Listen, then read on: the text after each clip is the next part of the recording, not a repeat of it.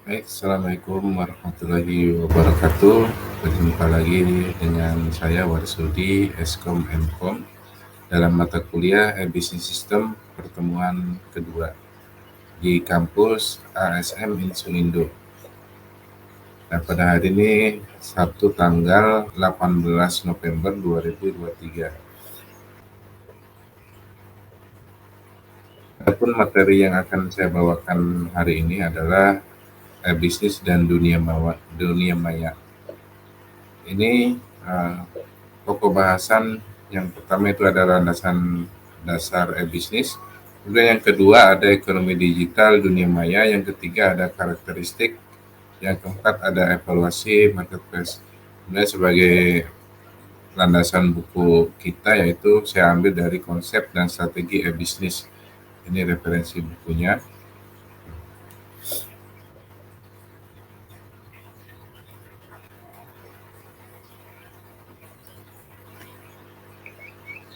Oke, kita mulai ke pengertian dari bisnis. Ya. Jadi kalau secara teori kemarin sudah pengertian bisnis sudah kita jelaskan. Nah, izin untuk hide video saya karena jaringannya tidak stabil. Ya.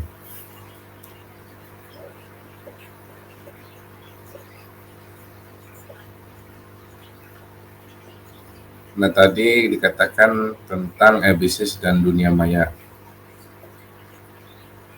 Fenomena bisnis yang ini kita tidak dapat disangkal kalau telah menjadi tren yang mewarnai aktivitas bisnis di negara-negara maju maupun berkembang. Konsep baru yang berkembang karena kemajuan teknologi informasi dan berbagai paradigma bisnis baru. Ini biasanya kita anggap sebagai kunci sukses perusahaan-perusahaan di era informasi dan di masa-masa yang akan datang. Secara ringkas, nah di sini ada Mohan Sauni mendefinisikan bisnis sebagai the use of electronic network and associated technologies to enable, improve, enhance, transform, or invent a business process a business system to create superior value for current or potential customer. Nah, secara prinsip, definisi tersebut jelas memperlihatkan bagaimana teknologi elektronik dan digital berfungsi sebagai medium tercapainya proses dan sistem bisnis atau pertukaran barang dan jasa yang jauh lebih baik dibandingkan dengan cara-cara konvensional, terutama kalau kita lihat dari manfaat yang dapat dirasakan oleh mereka yang berkepentingan atau stakeholder di bisnis ini. Nah, seperti halnya pepatah yang mengatakan banyak jalan menuju Roma. Bisnis merupakan salah satu jalan yang dimaksud untuk menuju kepada the creation of wealth. Bagi sebuah perusahaan, ini harus diperhatikan bahwa bisnis bukanlah merupakan tujuan atau romanya. Yang dimaksud dalam pepatah terkait dengan kata lain cukup cakupan atau spektrum bisnis dapat sangat luas wilayahnya tergantung dari masing-masing orang melihat definisi dari kata bisnis itu sendiri. Nah, ini untuk dapat menangkap dimensi ruang lingkup pengertian bisnis, cara yang kerap dipakai adalah dengan menggunakan prinsip 4W. 4W atau what, who, where, and why. Nah, di sini di samping kanan kita sudah lihat ada 4 prinsip dari bisnis. Kita masuk ke dimensi what. Ya. Nah, ini banyak yang mempertukarkan istilah bisnis dengan e-commerce. Nah, jadi ada yang mengatakan bahwa bisnis itu sama dengan e-commerce. Kalau secara prinsip, pengertian bisnis jauh lebih luas dibanding dengan e-commerce. Bahkan secara filosofis, e-commerce merupakan bagian dari e-bisnis. Nah, jadi e-commerce itu bagian dari e-bisnis. Jadi jika e-commerce hanya memfokuskan diri pada aktivitas atau mekanisme transaksi yang dilakukan secara elektronik atau digital, e-bisnis memiliki wilayah yang jauh lebih luas. Termasuk di dalamnya ada aktivitas relasi antar dua entiti perusahaan. Ada interaksi antar perusahaan dengan pelanggannya. Ada kolaborasi antar perusahaan dengan para mitra bisnisnya. Ada pertukaran informasi antar perusahaan dengan para pesaing usahanya, dan lain sebagainya. Nah, kemudian adanya internet telah memungkinkan perusahaan untuk menjalin komunikasi dengan maupun tidak langsung dengan berjuta-juta bahkan bermiliar-miliar entiti. Yang disebut entiti itu ada pelanggan, mitra, pesaing, pemerintah, dan sebagainya yang ada di dunia maya, karena sifat komunikasi tersebut merupakan bagian dari sebuah sistem bisnis, maka dapat dimengerti luasnya pengertian dari e-bisnis. Kemudian ada dimensi Wu. Nah, siapa saja yang terlibat di dalam e-bisnis? Ini seperti yang tersirat dalam definisinya, semua pihak atau entiti yang melakukan interaksi dalam sebuah sistem bisnis atau serangkaian proses bisnis merupakan pihak-pihak yang berkepentingan dalam ruang lingkup e-bisnis. Paling tidak ada 7 A sampai G. Nah, ini klasifikasi entry yang kerap dipergunakan dalam mengilustrasikan e-bisnis. Masing-masing ada agen, bisnis, consumer, device, employee, family, dan government. Nah, contohnya adalah sebuah aplikasi tipe e-commerce B2C yang merupakan mekanisme hubungan perdagangan antara sebuah perusahaan dengan para pelanggannya and consumer. Atau tipe G2G yang menghubungkan dua buah negara untuk permasalahan ekspor dan import, atau D2D yang menghubungkan antara dua peralatan canggih teknologi informasi seperti PDA dengan handphone, atau B2F yang menghubungkan sebuah perusahaan menjual barang kebutuhan rumah tangga dengan berbagai keluarga dan lain sebagainya. Kemudian kita masuk ke dimensi where. Nah, ini ada dimensi where. Nah, tidak sedikit awam yang mempertanyakan di mana sebenarnya kegiatan bisnis dapat dilakukan dalam e-bisnis. Nah, ini jawaban singkat kita dan mudah, yaitu di mana saja, sejauh pihak yang berkepentingan memiliki fasilitas elektronik atau digital sebagai kanal akses channel. Berbeda dengan bisnis konvensional di mana transaksi biasa dilakukan secara fisik di sekitar perusahaan. Dari sekitar perusahaan yang bersangkutan, maka di dalam bisnis interaksi dapat dilakukan melalui berbagai kanal akses, yaitu baik di rumah, seorang ibu dapat menggunakan telepon atau web TV untuk berkomunikasi dengan perusahaan penjual produk atau jasa.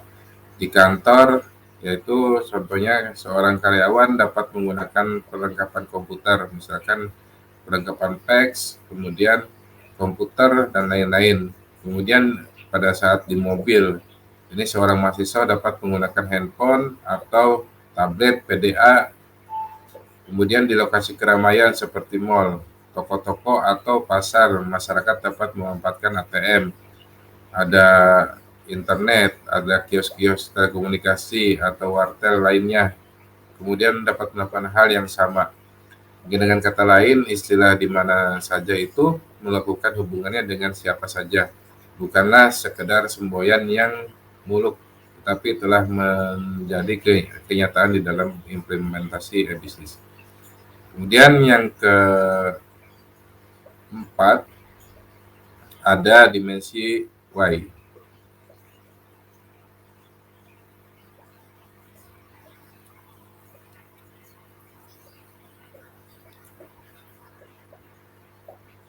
Kemudian dimensi Y ini biasa kita ada pertanyaan yang kerap menghantui para pelaku bisnis tradisional adalah mengapa para praktisi bisnis di seluruh dunia sepakat untuk mengimplementasikan e-bisnis secara mungkin sebagai model bisnis di masa mendatang. Penerapan konsep bisnis secara efektif tidak saja menggantungkan perusahaan karena banyak komponen biaya tinggi yang dapat dihemat. Misalkan ada cost cutting, tetapi justru memberikan kesempatan perusahaan untuk meningkatkan level pendapatannya secara langsung maupun tidak langsung. Dengan mengimplementasikan e-bisnis, perusahaan dapat melihat sebagai peluang dan celah bisnis baru yang selama ini belum pernah ditawarkan kepada masyarakat.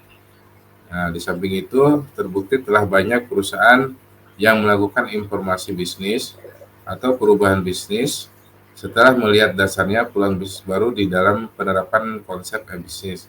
Yang tidak kalah menariknya adalah bahwa dengan menerapkan konsep jejaring internet networking, sebuah perusahaan berskala kecil dan menengah dapat dengan mudah bekerja sama dengan perusahaan raksasa di dunia lainnya dan menawarkan berbagai produk dan jasa kepada pelanggan.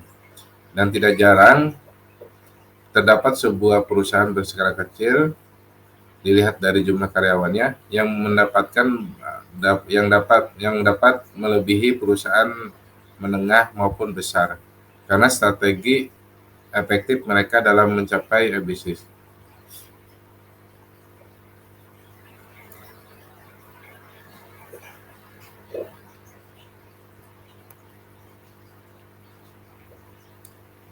Kemudian kita lihat teknologi elektronik dan digital ini sudah diketemukan beberapa puluh tahun yang lalu.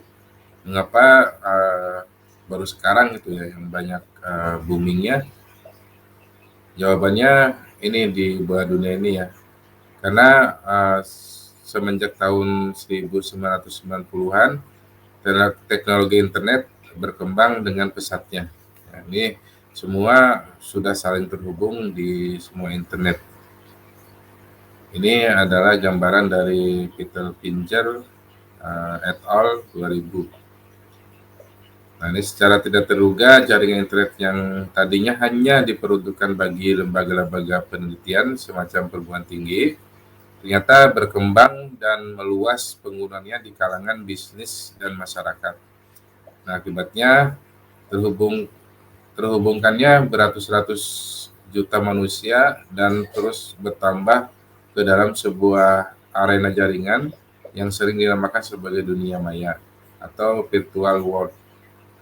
Nah, dikarenakan koneksi hubungan di digital antara berbagai teknologi informasi, komputer, dan telekomunikasi, dunia maya tidak memiliki batas-batas geografis seperti halnya planet bumi yang terbagi atas beberapa negara.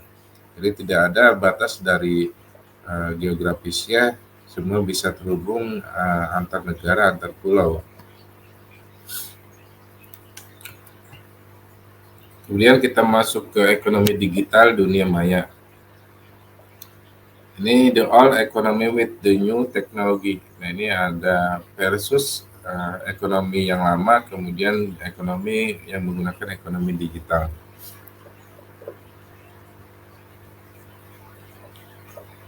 Nah, di zaman sekarang itu banyak sekali para praktisi bisnis dan akademi yang percaya bahwa sebuah paradigma ekonomi baru telah lahir. Sebagian menamakannya sebagai e-ekonomi, sementara lainnya lebih suka menggunakan istilah semacam internet ekonomi, digital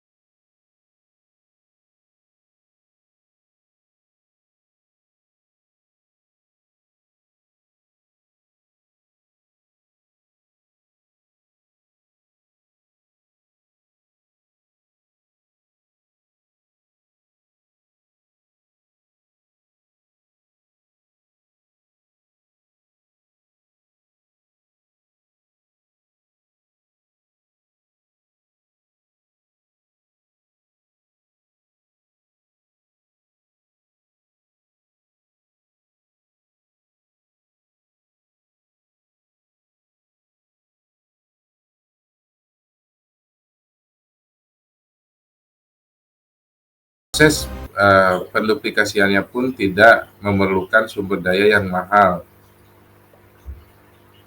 Ya, misalkan kita lihat CD-CD lagu kita bisa duplikasi gitu ya.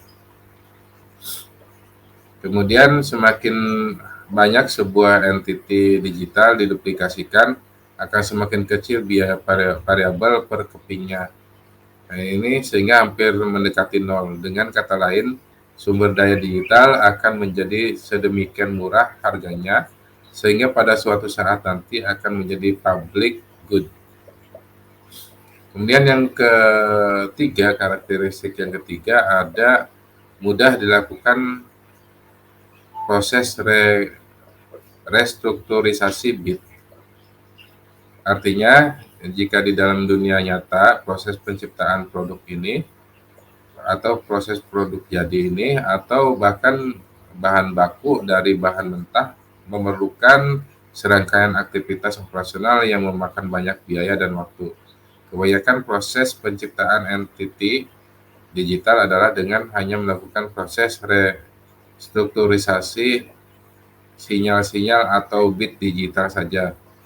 Lihatlah bagaimana sebuah file foto digital berwarna hanya dalam waktu sekejap dapat dirubah menjadi foto hitam putih. Dengan kata lain, sangat mudah dan murah sekali proses produksi sebuah produk digital yang artinya akan mengurangi tantangan praktisi bisnis untuk menyusun strategi pemakaian sumber dayanya. Nah, walaupun tidak dapat dimungkiri bahwa keadaan ini justru meningkatkan kuantitas para pesaing. Kemudian yang keempat, dapat memperbaiki kualitas sumber daya fisik.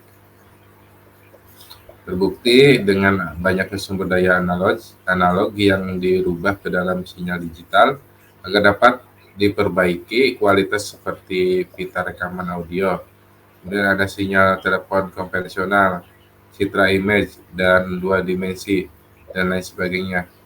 Setelah sinyal analog tersebut kita ubah menjadi digital, maka proses restrukturisasi bit untuk memperbaiki kualitas produk atau jasa kita dapat dengan mudah dilakukan tanpa adanya usaha yang memakan waktu dan biaya yang sangat besar. Sekali lagi, hal tersebut tentu saja bertentangan dengan aspek-aspek yang harus diperhatikan praktisi manajemen dalam memenuhi prinsip ekonomi. Nah, di sini kalau kita lihat gambar ada out ekonomi ya, itu semua kepentingan masuk ya, di internet ekonomi.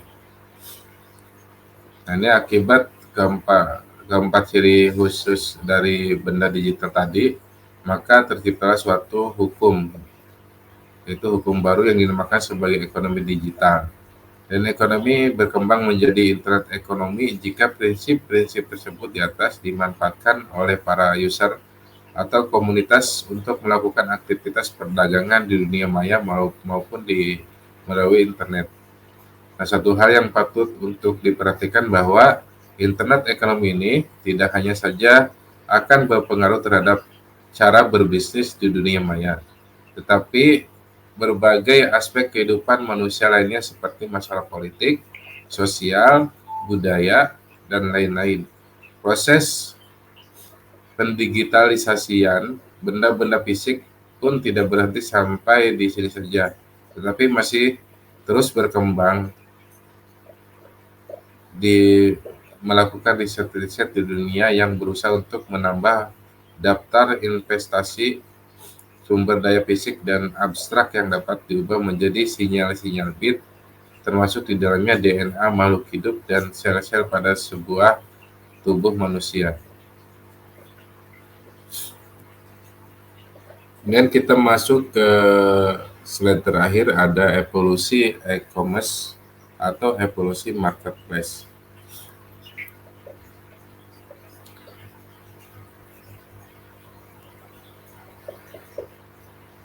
Ada dunia maya yang tercipta karena perkembangannya teknologi internet. Secara tidak langsung terbentuk sebuah pasar atau area perdagangan tersendiri yang kerap dinamakan sebagai marketplace. Beberapa praktisi manajemen menyebutkan sebagai marketplace, sebagian user atau sebagian pasar dalam pengertian konvensional, yaitu tempat bertemunya penjual dan pembeli. Di dalam e-marketplace berinteraksi pula berbagai perusahaan-perusahaan di dunia tanpa dibatasi oleh teritori, ruang, atau geografis maupun waktu. Beragam produk dan jasa dapat berbentuk dicoba ditawarkan oleh perusahaan-perusahaan yang telah go internet.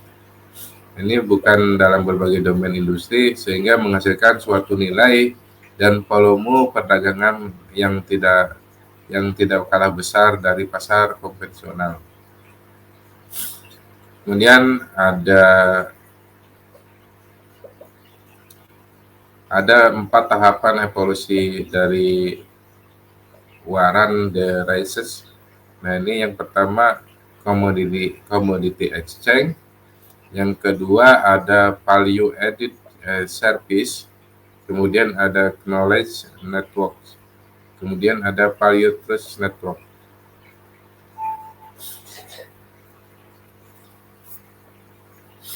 Yang pertama ada commodity exchange. Nah, pada awalnya marketplace hanya merupakan arena tempat bertemunya berbagai pihak atau entry yang memiliki tujuan utama untuk berdagang. Ini disebut kita biasa transaksi jual beli. Produk atau jasa yang paling cocok untuk diperdagangkan dalam e-marketplace ini adalah yang bersifat komoditas. Alasannya adalah karena selain sesuai dengan karakteristik transaksi dagang yang cepat dan berjangka pendek, barang-barang komoditas ini mudah sekali menentukan harganya, sehingga tidak sulit jika pertukaran secara internasional dengan memakai standar pembayaran semacam kartu kredit dan transfer bank. Perbedaan yang mendasar antara pasar konvensional dengan e-marketplace ini biasanya pada konsep transparansi di sisi pembeli atau bayar. Besar sekali manfaat yang diperoleh jika bertransaksi di pasar ini, karena melalui internet harga-harga produk maupun jasa dapat secara transparan diketahui. Artinya, karena begitu banyaknya pemasok atau supplier produk atau jasa yang sama, maka seseorang calon pembeli dapat melakukan pengecekan dan perbandingan antara masing-masing harga yang ditawarkan tersebut, tentu saja dengan tujuan untuk mencari harga termurah. Selain harga, transparansi terhadap kualitas pelayanan, aturan garansi, fasilitas keberadaannya oleh para pembeli untuk produk-produk khusus di mana tidak banyak pemasok yang menawarkannya.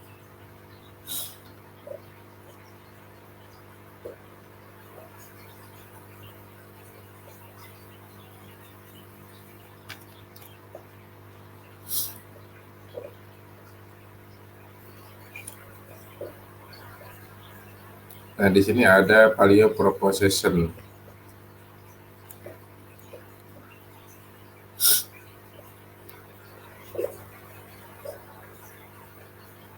Yang kedua ada value added service.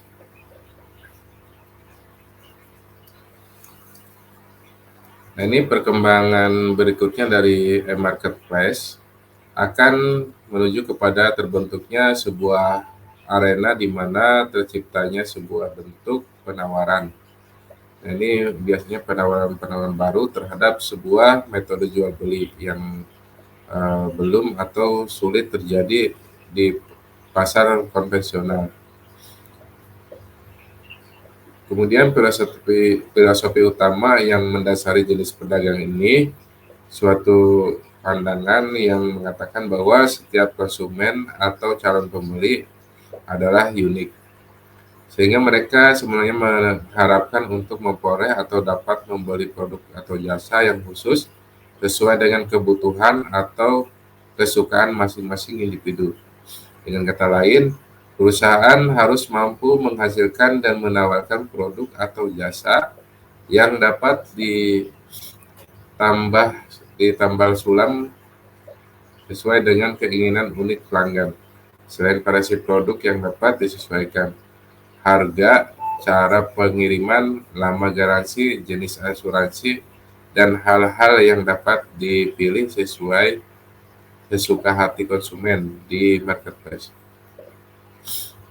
Kemudian ada knowledge network. Nah, ini menuju sebuah komunitas yang berbasis pengetahuan knowledge. Perusahaan adalah merupakan kumpulan dari sumber daya manusia dengan kompetensi dan keahlian yang beragam. Nah, interaksi antara perusahaan dengan mitra bisnis atau stakeholder yang berkepentingan dan konsumen merupakan tidak hanya merupakan sebuah komunikasi pasif belaka, namun di dalamnya berkembang aspek-aspek pengetahuan yang secara sadar atau tidak saling bertukaran. Kemudian ada Value Trust Network.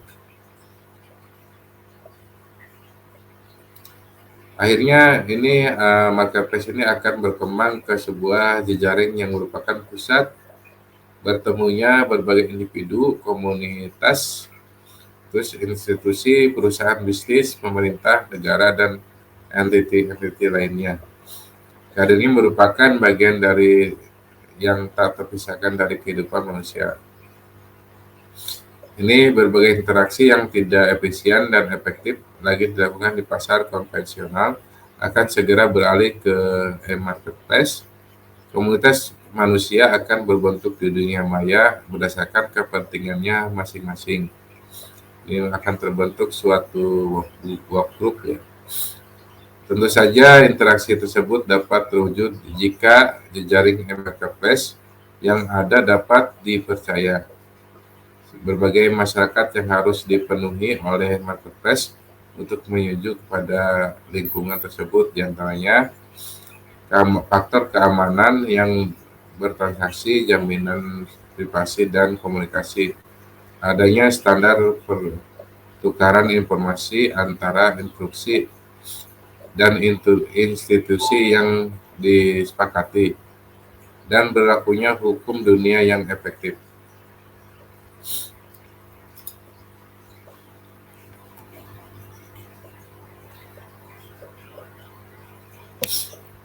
Kemudian kita masuk ke spektrum value e-business.